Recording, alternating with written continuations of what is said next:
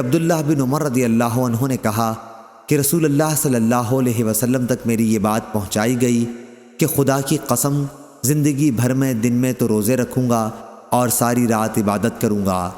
میں نے رسول اللہ صلی اللہ علیہ وسلم سے عرض کی، میرے ماں باپ آپ پر فدا ہوں، ہاں میں نے یہ کہا ہے۔ آپ صلی اللہ علیہ وسلم نے فرمایا، لیکن تیرے اندر اس کی طاقت نہیں، اس لیے روزہ بھی رکھ اور بے روزہ بھی رہ، عبادت بھی کر لیکن سو بھی، اور مہینے میں 3 دن کے روزے رکھا کر، نیکیوں کا بدلہ 10 گنا ملتا ہے۔ اس طرح یہ ساری عمر کا روزہ ہو جائے گا۔ میں نے کہا کہ میں اس سے بھی زیادہ کی طاقت رکھتا ہوں۔ آپ صلی اللہ علیہ وسلم نے فرمایا کہ پھر 1 دن روزہ رکھا کر اور 2 دن کے لیے روزے چھوڑ دیا کر۔ میں نے پھر کہا کہ میں اس سے بھی زیادہ کی طاقت رکھتا ہوں۔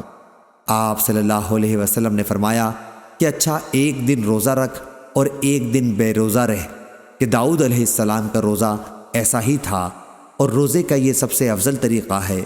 میں نے اب بھی وہی کہا کہ مجھے اس سے بھی زیادہ کی طاقت ہے، لیکن اس مرتبہ آپ صلی اللہ علیہ وسلم نے فرمایا کہ اس سے افضل کوئی روزہ نہیں ہے۔ صحیح بخاری حدیث نمبر 1976۔